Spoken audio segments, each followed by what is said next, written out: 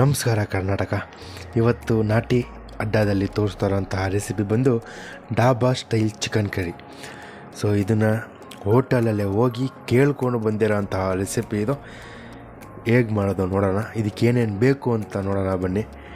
ಮೊದಲು 3 ಟೊಮೆಟೊ, 4 ಈರುಳ್ಳಿ, 1-2 capsicum, 1 packet chicken ಮಸಾಲೆ ಪೌಡರು, ಚಿಲ್ಲಿ ಪೌಡರ್, ಧನಿಯಾ ಪೌಡರ್, ಸ್ವಲ್ಪ ಗರಂ ಮಸಾಲೆ, ಕೊತ್ತಂಬರಿ ಸೊಪ್ಪು, ಹಸಿಮೆಣಸಿನ್ಕಾಯಿ, ಅರ್ಧ ನಿಂಬೆಹಣ್ಣಿನ ರಸ, 4-5 ಬೆಳ್ಳುಳ್ಳಿ ಮತ್ತು 1 kg ಚಿಕನ್ನು. ಇಷ್ಟಿದ್ರೆ ನೋಡಿ ಡಾಬಾ ಸ್ಟೈಲ್ ಚಿಕನ್ ಕರಿ ಮಾಡ್ಬೋದು.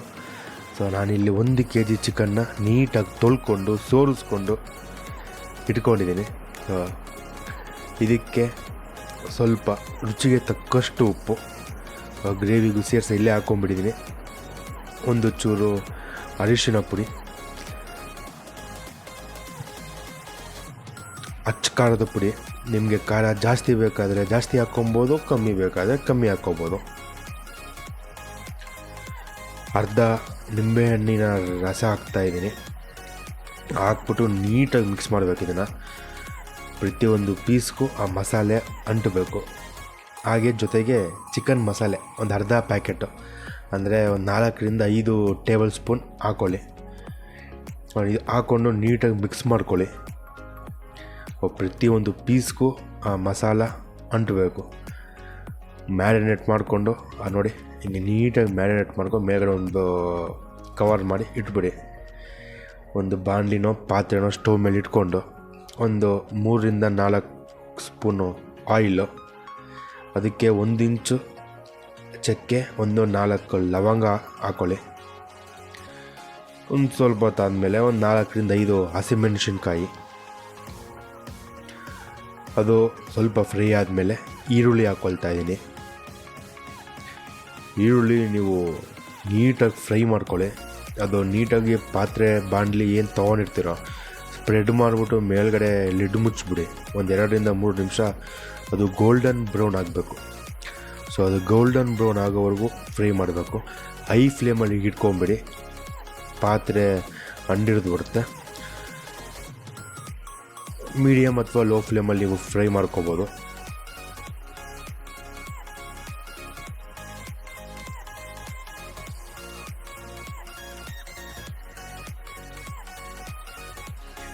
ಈರುಳ್ಳಿ ಒಂದು 70% ಫ್ರೈ ಆದಮೇಲೆ ಅದಕ್ಕೊಂದೇ 1 ಸ್ಪೂನು ಶುಂಠಿ ಬೆಳ್ಳುಳ್ಳಿ ಪೇಸ್ಟ್ ಹಾಕ್ಕೊಳ್ತಾಯಿದ್ದೀನಿ.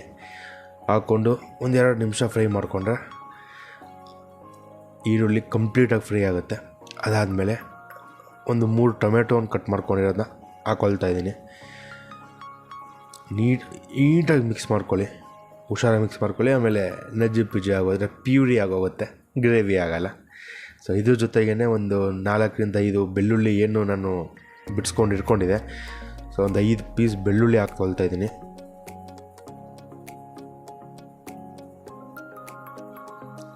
ನೀಟಾಗಿ ಮಿಕ್ಸ್ ಮಾಡಿ ಮೀಡಿಯಮ್ ಫ್ಲೇಮಲ್ಲಿ ಮೇಲ್ಗಡೆ ಲಿಡ್ ಮುಚ್ಚಿ ಇಟ್ಬಿಟ್ರೆ ಒಂದು 3-5 ನಿಮಿಷ ಟೊಮೆಟೊ ನೀರೆಲ್ಲ ಬಿಟ್ಕೊಂಡು ನೀಟಾಗಿ ಫ್ರೈ ಆಗಿರುತ್ತೆ.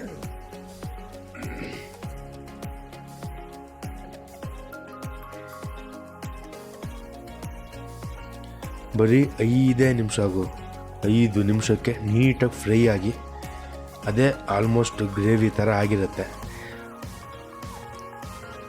ನೋಡಿ ನೀರೆಲ್ಲ ನೀಟಾಗಿ ಬಿಟ್ಕೊಂಡಿದೆ. ಸೊ ಈಗೇನು ಮಾಡ್ತಾಯಿದ್ದೀನಿ ಅಂದರೆ ಮ್ಯಾರಿನೇಟ್ ಮಾಡಿರೋ ಚಿಕನ್ ಏನಿದೆಯೋ ನೋಡಿ, ಆಹಾ ಆ ಮ್ಯಾರಿನೇಷನ್ನೇ ಅದ್ಭುತವಾಗಿ ಕಾಣಿಸ್ತಾ ಇದೆ. ಅದನ್ನು ಈ ಫ್ರೈ ಏನು ಮಾಡಿದ್ನೋ ಟೊಮೆಟೊ ಈರುಳ್ಳಿ ಅದ್ರ ಜೊತೆ ಹಾಕ್ಕೊಂಡು ನೀಟಾಗಿ ಮಿಕ್ಸ್ ಮಾಡ್ಕೊಳ್ಳಿ. ಮೊದಲು ಆ ಟೊಮೆಟೊ ಈರುಳ್ಳಿ ಏನಿದೆಯೋ ಅದು ಚಿಕನ್ ಜೊತೆ ಬ್ಲೆಂಡ್ ಆಗಬೇಕು. ನೀಟಾಗಿ ಮಿಕ್ಸ್ ಮಾಡ್ಕೊಳ್ಳಿ.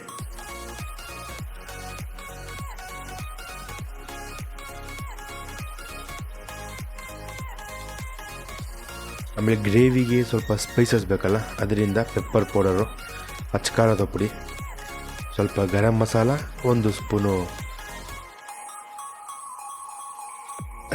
ಧನಿಯಾ ಪುಡಿ. ಇಷ್ಟೆಲ್ಲ ಹಾಕ್ಕೊಂಡು, ನನಗೆ ಸ್ವಲ್ಪ ಸ್ಪೈಸ್ ಅಂದರೆ ಬಹಳ ಬಹಳ ಇಷ್ಟ. ನಾನು ಸ್ವಲ್ಪ ಜಾಸ್ತಿ ಹಾಕ್ಕೊಂಡಿದ್ದೀನಿ. ನಿಮಗೆ ಬೇಕಾದರೆ ನೀವು ಸ್ವಲ್ಪ ಕಡಿಮೆ ಹಾಕ್ಕೊಬೋದು. ನೋಡಿ, ಚಿಕನ್ ಎಲ್ಲ ನೀಟಾಗಿ ಫ್ರೈ ಆಗಿದೆ. ಸೊ ನಾವು ಇದನ್ನು ಚಿಕನ್ನ ಬಾಯ್ಲ್ ಮಾಡ್ತಾಯಿಲ್ಲ, ಫ್ರೈ ಮಾಡ್ತಾಯಿದ್ದೀವಿ. ಅದಾದಮೇಲೆ ಕ್ಯಾಪ್ಸಿಕಮ್ ಹಾಕ್ಕೊಳ್ತಾ ಇದ್ದೀನಿ. ಸೊ ಈ ದಪ್ಪ ಮೆಣಸಿನ್ಕಾಯಿ ಹಾಕ್ಕೊಂಡಿದ್ದೀನಿ. ನೀವು ಮಿಕ್ಸ್ ಮಾಡಲೇಬೇಕಂತೇನಿಲ್ಲ, ಮೇಲ್ಗಡೆ ಹಾಕ್ಬಿಟ್ಟು ಸಾಕು, ಫ್ಲೇವರು ಚಿಕನ್ಗೆ ಇಳಿಯುತ್ತೆ. ಆಮೇಲೆ 3 ಗ್ಲಾಸ್ ನೀರು ಹಾಕ್ಕೊಂಡಿದ್ದೀನಿ. ಸೊ ನಾನಿದು ಮಾಡ್ಕೊಳ್ತಾ ಇರೋದು ರೈಸ್ಗೆ ಅಂತ. ಸೊ ಗ್ರೇವಿ ಜಾಸ್ತಿ ಬೇಕಲ್ಲ, 3 ಲೋಟ ನೀರು ಹಾಕ್ಕೊಂಡಿದ್ದೀನಿ. ಅದಕ್ಕೆ ಮತ್ತೆ ಅರ್ಧ ಹೋಳು ನಿಂಬೆಹಣ್ಣು ಹಾಕ್ಕೊಂಡು ನೀಟಾಗಿ ಮಿಕ್ಸ್ ಮಾಡ್ಕೊಳ್ತಾ ಇದ್ದೀನಿ. ಮಿಕ್ಸ್ ಮಾಡಿಕೊಂಡು ಮೇಲ್ಗಡೆ ಒಂದು ಪಾತ್ರೆಯನ್ನು ಮುಚ್ಚಿಬಿಟ್ಟು 10 ನಿಮಿಷ ಮೀಡಿಯಮ್ ಫ್ಲೇಮಲ್ಲಿ ಬಾಯ್ಲ್ ಆಗಬೇಕು. ನೀಟಾಗಿ ಬಾಯ್ಲ್ ಆಗಬೇಕಾದ್ರೆ ಈ ಅರ್ಧ ಪ್ಯಾಕೆಟು ಮಸಾಲೆ ಏನು ಉಳಿದಿತ್ತು, ಚಿಕನ್ ಮಸಾಲೆ, ಸೊ ಇದನ್ನು ಹಾಕ್ಕೊಳ್ತಾ ಇದ್ದೀನಿ. ಇದು ಯಾಕೆ ಅಂದರೆ ಗ್ರೇವಿಗೆ ಫ್ಲೇವರ್ ಬರೋಕ್ಕೋಸ್ಕರ ಮಾತ್ರ. ಗ್ರೇವಿಗೆ, ಚಿಕನ್ಗೆ ಆಲ್ರೆಡಿ ಮಸಾಲೆ ಹಿಡಿದಿರುತ್ತೆ. ಚಿಕನ್ ಗ್ರೇವಿಗೆ ಮಸಾಲೆ ಬರೋಕ್ಕೋಸ್ಕರ ಮಿಕ್ಕಿರುವಂತಹ ಅರ್ಧ ಪ್ಯಾಕೆಟ್ ಪೌಡರ್ ಹಾಕ್ಕೊಂಡು ಅದನ್ನು ಸ್ವಲ್ಪ ನೀಟಾಗಿ ಮಿಕ್ಸ್ ಮಾಡಿಕೊಂಡು 5 ನಿಮಿಷ ನೀಟಾಗಿ 5 ನಿಮಿಷ ಬೆಂದರೆ ಆ ಗ್ರೇವಿ ಕನ್ಸಿಸ್ಟೆನ್ಸಿ ಬಂದ್ಬಿಡುತ್ತೆ, ಗಟ್ಟಿಯಾಗಿ. ನೋಡಿ, ಆಲ್ರೆಡಿ ಗಟ್ಟಿಯಾಗಿದೆ ಅದು. ಮೇಲ್ಗಡೆ ಒಂದು ತಟ್ಟೆನೋ ಲಿಡ್ಡೋ ಮುಚ್ಚಿಬಿಟ್ಟು 5 ನಿಮಿಷ ಬಿಟ್ಬಿಡಿ, ರೆಡಿಯಾಗಿರುತ್ತೆ. ಅದಾದಮೇಲೆ ಕೊತ್ತಂಬರಿ ಸೊಪ್ಪನ್ನ ನೀಟಾಗಿ ಉದುರಿಸ್ಬಿಟ್ರೆ ಮೇಲ್ಗಡೆ, ಆಹಾ, ರೆಡಿ ನೋಡಿರಿ, ಅದ್ಭುತವಾದ chicken curry. Dhaba ಸ್ಟೈಲಾಗಿಲ್ಲಿ chicken curry. ನೀವು ಇದನ್ನು ರೈಸು, ಚಪಾತಿ, ರೋಟಿ, ಪರೋಟ, ಪೂರಿ ಅಥವಾ ಬೇಳೆ ಸಾಂಬಾರು ಮಾಡ್ಕೊಂಡಿದ್ದೀರಾ, ಅದ್ರ ಜೊತೆ ಸೈಡ್ಸ್ ಆಗಬೇಕಾದ್ರೂ ತಿನ್ಬೋದು. ಅದ್ಭುತವಾಗಿರುತ್ತೆ ಮಾತ್ರ. ನೀವು ಟ್ರೈ ಮಾಡಿ, ಕಮೆಂಟ್ ಮಾಡಿ ಹೇಗಿತ್ತು ಅಂತ. ಇನ್ನೂ ಹೊಸ ರೆಸಿಪಿ ಜೊತೆ ಬರ್ತಾ ಇರ್ತೀನಿ. ಇನ್ನೂ ಯಾರೂ ಸಬ್ಸ್ಕ್ರೈಬ್ ಮಾಡಿಲ್ಲ, ದಯಮಾಡಿ ಸಬ್ಸ್ಕ್ರೈಬ್ ಮಾಡಿಬಿಡಿ ಅಂತ ಹೇಳ್ತಾ ಬಾಯ್.